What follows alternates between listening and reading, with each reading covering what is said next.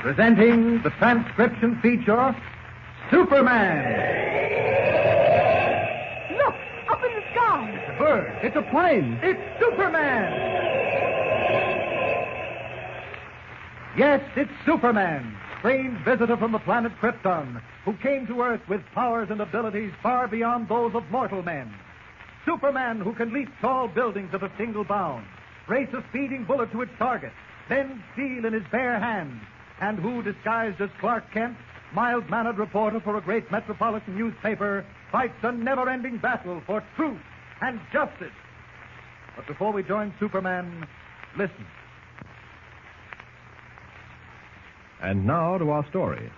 America has been shocked to learn of the mysterious disappearance of 3 parties of engineers who, under orders from the Hemisphere administration in Washington, have gone into the Andes Mountains to survey the possibility of building a new highway between North and South America. To solve the mystery, Perry White, editor of the Daily Planet, has bought a stratoplane in which he hopes to fly to South America, cross the Andes, and discover the truth behind the missing expeditions. With him on the test flight of the amazingly powerful plane are Lois Lane and Clark Kent.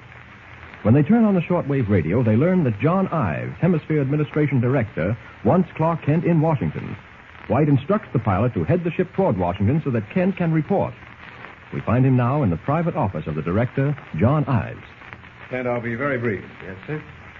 You have a splendid record as a troubleshooter. I admired the work you did for the Navy Department. Thank you. You've been a great help to us. Heaven knows we need help now, desperately. You mean on this South American case? Exactly.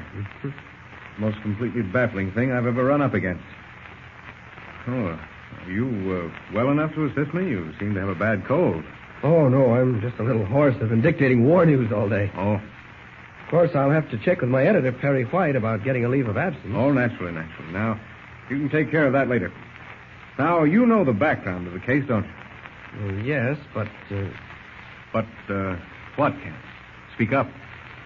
Well, to be perfectly honest, sir, I've had a feeling that perhaps the government hasn't disclosed everything it knows about the case. Well, I don't blame you, Kent. It seems fantastic that we should know absolutely nothing. But it's the truth. Of course, Kent, don't think we expect you to accomplish miracles. After all, you're not Superman. Oh, no. No, of course not. But you can be sure I'll do my best.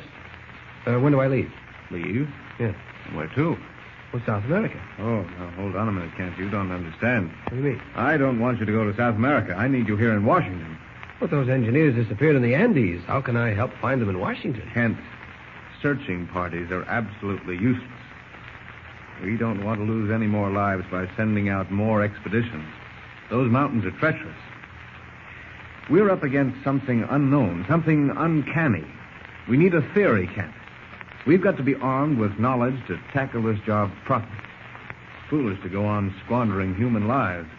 We've got to think this thing out. I understand. I'm sorry I jumped to conclusions.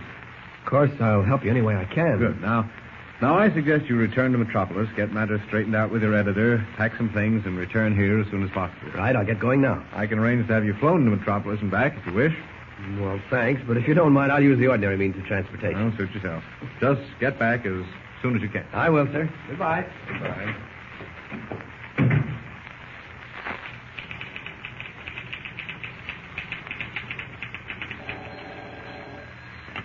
Yes? Press room, sweetie pie. We're closing the extra in 2 minutes. Can you make it? Yes, if you stop calling me every 10 seconds. Copy, boy. Here, rush this downstairs. Oh, sure thing, Miss Lane. And hurry. Okay. Well, that's that. Never a dull moment. Well, if it isn't the Wizard of Washington himself. Oh. What brings you back so soon, Mr. Kent? I have to speak to Mr. White. Is he in his office? No, he drove back to the airport. He took Jimmy Olsen with him. They're loading stuff on the plane. Mr. White wanted to leave as soon as you got back. Now that you're here, we can start immediately. Well, I can't go. Why not? They want me back in Washington to work on the South American case. What good will you do? I suppose I didn't really mean to say that. Say, have you taken anything for that throat of yours? No, it'll clear up. How soon will Mr. White be back? Don't know. That depends on how long it takes to get the plane ready. Oh, wait a minute. It sounds like Mr. White's Now, there poison. he He is. must be back. Numbers, talkers, slow-moving gang and nitwits. I walk out of the place for a couple of hours and the whole paper goes to pot. Oh, hello, Kent. Hello, Mr. White. May I see you alone for a moment? Yes. Come on in. Lois, just send for your baggage? Yeah, it's downstairs. Good. Jimmy! Of all the slow pokes in the world, he's the worst. Jimmy! Coming. Just a minute. You told me to put that stuff in the car. That's where I've been. Oh, Mr. Kent. Now, Jimmy. look here, you young, irresponsible rascal. Well, gee whiz, Mr. White. What did I do wrong now? All right. Stop blabbering. I just want you to be sure that I have a copy of the extra as soon as it comes off the press. Come on, Kent. Okay.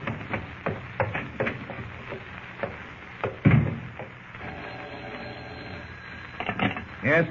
This is O'Brien in the press room, Mr. White. We just got the extra rolling. All right, stop bragging. It's the extra on the disappearance of the third expedition. We'll be on the street before any paper in town. Not bad. You mean the staff of the planet isn't a slow-moving gang of nitwits? Who said that? You did. Huh? Oh, well, that's different. If I don't yell my head off all the time, they'll think I'm getting soft. No, I couldn't consider flying down to South America if I weren't so sure that the planet would keep on going full steam ahead without me. We've got a great bunch here, Kent. But you're fired if you tell anyone I said so. Well, what happened in Washington? Well, that's what I wanted to talk to you about. Ives asked me to work with him on this South American case. What are you talking about? You work for the Daily Planet, Kent. Well, I know, but... You're leaving for South America with Lois and me right now. Oh, I'm sorry, Mr. White. I'm going back to Washington. Against my orders? Put it that way if you like. No, wait a minute, Kent. I counted on having you along on this trip. Not going to be any tea party. No telling what kind of trouble we'll run into. Well, I'm not as young as I used to be. Oh, gosh, Mr. White, I'd give anything to be able to go along. You don't think I like to sit behind a desk in Washington, do you? I just happen to believe that my first duty is to the government. Of course, Kent, you're right. I'm sorry I was unreasonable. Well, I want to get started before daylight. Lois, come in here. Mr. White, there's something I want to ask you. What is it? Well, I realize that you want to keep the trip a secret, but if you run into any trouble, if anything unusual happens, will you radio me at Washington? That's an odd request, Kent.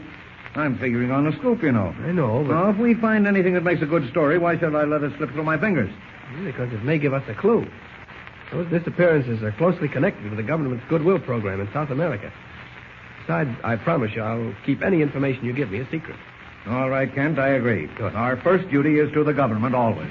You wanted me, Mr. White? Yes. Get ready. We're leaving immediately. I'm all set. Get the extra, Mr. White. Good. Not bad. Not bad at all. Good story, Lois. Thank you, Mr. White. First time you ever said that. It's probably the first time you ever deserved it. Jimmy? Yes, Mr. White? Now, here's an envelope I want you to give to the assistant managing editor tomorrow. It contains sealed instructions. Now, you guard it carefully. If anybody asks where we are, remember, you don't know. Well, I guess that's all. Goodbye, Kent. Do a good job in Washington. Thank you, sir. Goodbye. So long, Lois. Good luck. Goodbye, Clark. We'll miss you. Goodbye, Jimmy. Come on, Lois. This is no time to gab. I guess you wish you were going along, don't you, Mr. Kent? Yeah, sure do, Jimmy. Lois told me you had to go to Washington. Gee whiz, everybody's going away but me. I'm kind of worried, too. I mean about Lois and Mr. White. Well, what do you mean, Jimmy? Oh. Hey, listen to that thunder. All right. Well, when I was helping to load the plane, I saw a strange-looking guy hanging around. What? Yeah, he was dressed in a long coat, and he had his hat pulled down over his eyes. You sure it wasn't Bronson, the pilot, in his flying suit? Oh, no, this bird was tall. He went away after a while. Well, I wouldn't worry about it if I were you, Jimmy. Well, I have to be getting back to Washington. Now, you help the assistant editor all you can and stick close to the phone because I may need you. Yes, sir. Yeah, that sounds like a storm coming up. Hope they take off all right. So long, Jimmy. So long, Mr. Kent.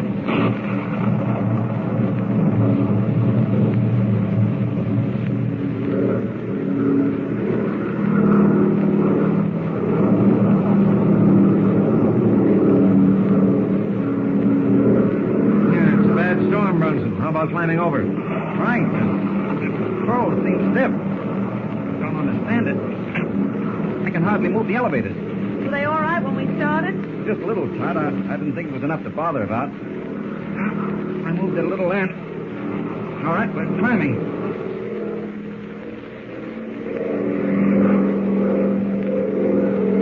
We're above the storm now, aren't we? Yes, but I can't level off. If I pull any harder, I'll snap the controls. Something's jammed. Why don't you cut the motors? We spin with the tail elevators in this position. still climbing. We're 17,000. Wait a minute. What's that? Listen. It's horrible, like a weird flute. What is it, Bronson? I don't know. Never heard anything like it. We're at 19,000. You need oxygen. Open that valve, Mr. White. All right. Why, it's not working. It's got to work. Hurry.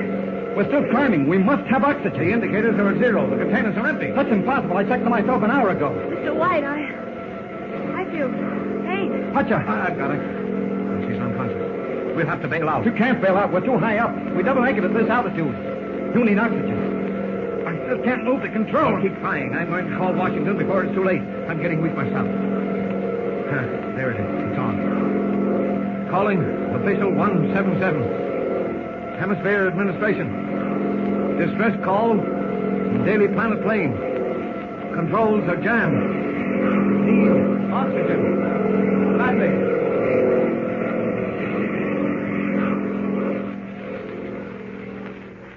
Has the tragic plight of Perry White's stratoship any connection with the disappearance of the 3 expeditions in the Andes Mountains? And what are the strange flute-like noises that echo through the cabin as the giant steel bird climbs higher and higher, its almost unconscious passengers in deadly peril, gasping for oxygen? The mystery deepens, so don't miss a single startling episode. Tune in and listen with Superman. Don't forget, tune in again for the next thrilling episode with Superman. Look, up in the sky. It's a bird. It's a plane. It's Superman. Superman is a copyrighted feature appearing in Action Comics magazine. Welcome back. Well, Superman gets hoarse from dictating war correspondence. That's a nice way of trying to cover for the actor having a cold. No, I don't have a cold. Just hoarse. Was dictating war correspondence. He didn't work in radio, so that Clark Kent, so that doesn't quite wash with me. But this was before Superman, I think, was as well established. And also, this type of thing is why when you got into the later episodes of some series, they recorded 3 weeks ahead. The thing when you're recording week by week is you can't really make an allowance for the inevitable sore throat. Also, a lot of war preparations here. I think the one thing to not like about the World War II episodes is Perry White being willing to cooperate with the government as kind of his first duty. Again, preparing for wartime measures here. And so trying to establish, I think, that same thought pattern with the listeners back home.